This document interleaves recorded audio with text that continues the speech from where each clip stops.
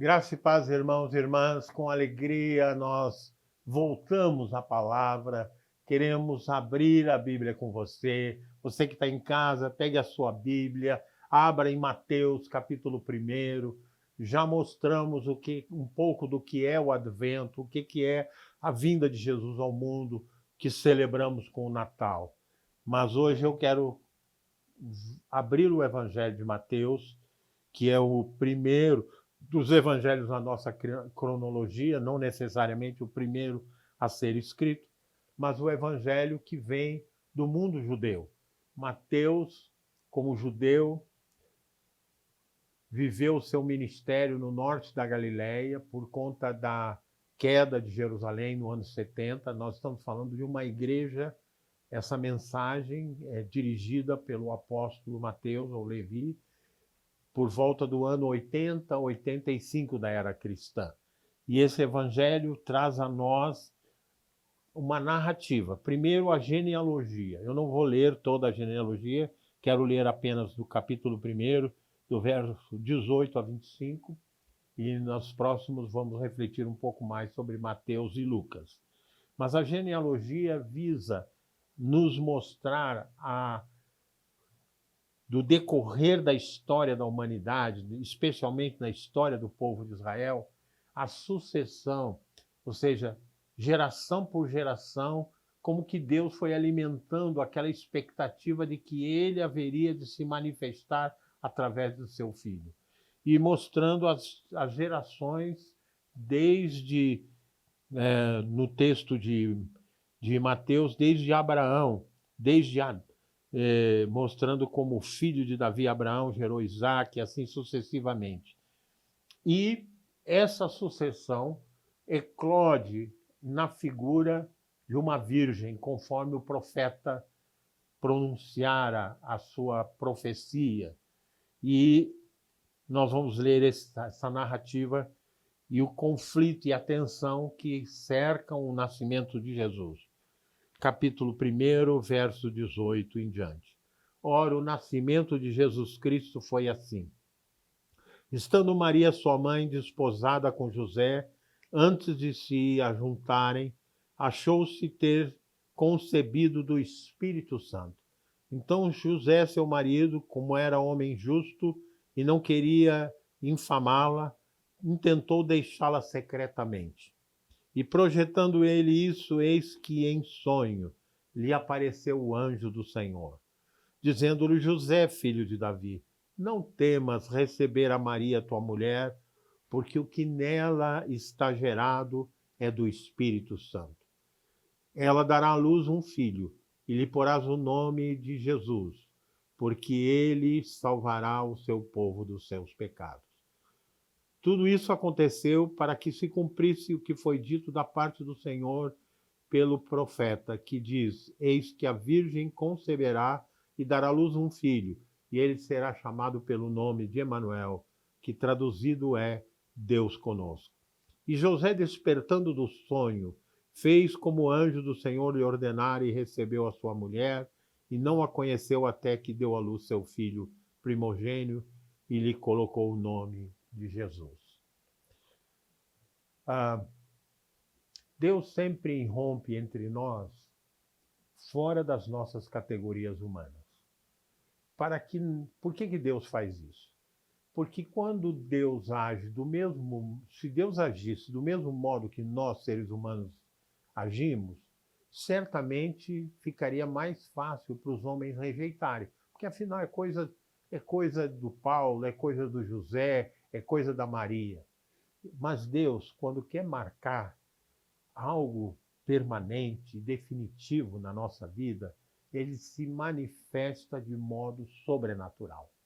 O sobrenatural não é a forma cotidiana de Deus agir. Muitas pessoas querem, para alimentar sua fé e até para atrair outros, ver Deus agindo sobrenaturalmente todos os dias.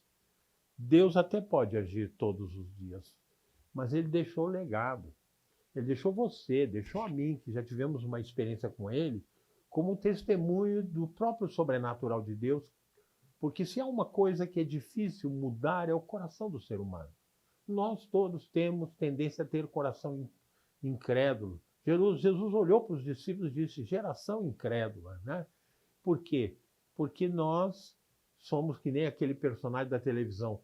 Eu quero ver as coisas nos detalhes, tintim por tintim. E Deus, sabendo dessa inclinação natural, muitas vezes, do ser humano, a confiar só no que ele vê, só no que ele é capaz de entender, Deus manifesta para que não fique dúvida que é Deus que está agindo de maneira sobrenatural. Não é à toa que o nascimento virginal de Jesus já foi contestado no decorrer da história da igreja por teólogos incrédulos, dizendo assim, não, foi uma tentativa para aquele povo que dependia de sinais miraculosos contar a história dessa forma.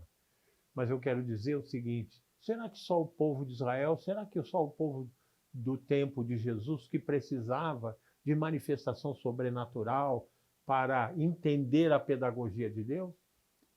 Amados irmãos, eu tenho visto pessoas se converterem apenas por um testemunho, mas muitas pessoas só se convertem quando estão naquele extremo e a mão de Deus de forma sobrenatural intervém na vida delas. Eu já dei testemunho de como vi Deus agir de modo sobrenatural. E agora, por esses dias, eu tinha colocado o meu cartão de crédito num lugar que eu não sabia onde e não tinha mais lembrança. A gente vai envelhecendo a memória de curta duração, assim, de dias passados, os próximos dias passados, dias mais perto, a gente muitas vezes perde. E eu estava precisando pegar aquele cartão e cheguei um momento que eu lembrei, que eu já preguei mais de uma vez, que o Deus da Bíblia faz coisas grandes, mas faz coisas pequenas. Deus não é só dos grandes milagres de abrir o mar, de fazer o povo atravessar o Jordão a pé enxuto. Deus também nos ajuda nas pequenas coisas, porque Ele nos assiste com sua graça. E eu orei a Deus, pedindo que Ele me ajudasse a achar o cartão. Parece uma banalidade, mas não. Eu acabei que eu abri uma gaveta e quando levantei uma roupa, ali estava o cartão. Coisa que eu já tinha gasto 3 dias pelo meu próprio esforço tentando resolver e encontrar. E aí, por que eu estou contando isso? Porque a vinda de Jesus foi da maneira sobrenatural. A Virgem concebeu pelo poder do Espírito Santo.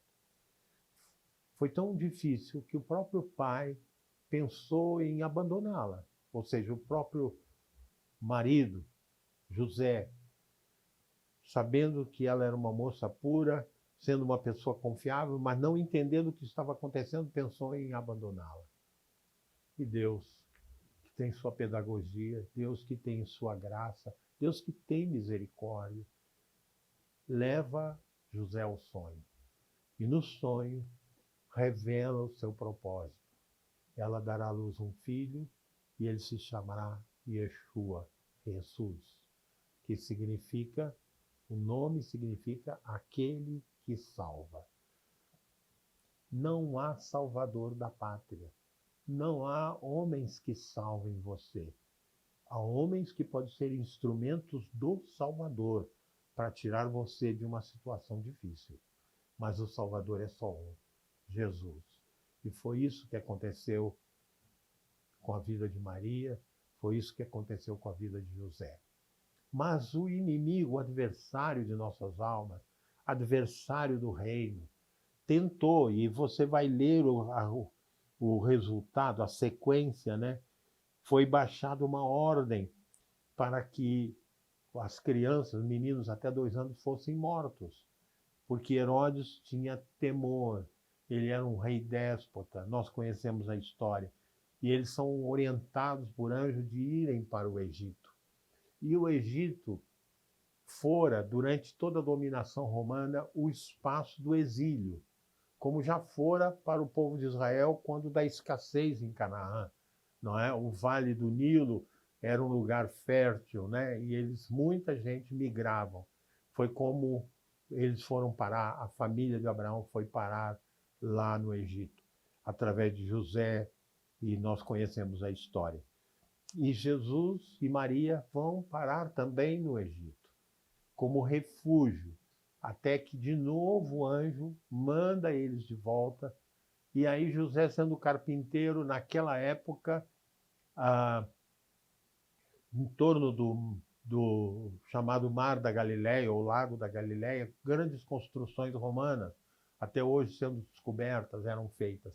E sendo José carpinteiro, vai para a região da Galileia, vai para Nazaré por conta do seu trabalho, mas também orientado pela direção do anjo, porque da Galileia dos gentios. Por que Galileia dos gentios? Porque era um lugar onde passavam caravanas, era um lugar onde haviam sítios dos romanos. Por isso recebeu esse epíteto, esse nome, Galileia dos gentios. E ali José, como muitos judeus, encontravam trabalho. E nós temos muitas parábolas que falam sobre diaristas, pessoas que ofereciam sua mão de obra. José era carpinteiro e ele vai habitar em Nazaré, e nós conhecemos, Jesus acaba sendo o Jesus, o Nazareno. E ao ponto tal que a caminhada de Jesus para Jerusalém procede do resgate do povo que for afetado por outras culturas, e que as multidões vão seguindo Jesus até a sua marcha a Jerusalém. Ou seja, o Messias veio. Essa é a mensagem de Mateus. E veio de maneira inconteste, veio da raiz de Jessé, veio como anunciado pelo profeta em Belém, Efrata, e veio para ser salvação ao povo de Israel e todas as nações, e o símbolo é a terra dos gentios. Jesus começa o seu ministério não somente entre os judeus, mas também entre o povo em geral, aqueles que migravam, aqueles que comerciavam em toda aquela região da Galileia. Porque a salvação que Jesus traz, a salvação que o Natal relembra, ela é para todos que me ouvem agora, que ainda não experimentaram a salvação, para todos da sua família, que vivem muitas vezes atribulados, sem a verdadeira luz que vindo ao mundo ilumina todo homem. O Natal é para isso, para a redenção, para a salvação e para experimentar o senhorio de Deus sobre a vida humana. Que Deus abençoe você e que você revisite esses textos do capítulo 1 e do capítulo 2, porque o Jesus que nasceu em Belém, a pequena Belém Efrata, vai ter reconhecimento mundial, porque só Mateus relata a vinda dos reis magos. O que significa essa visita?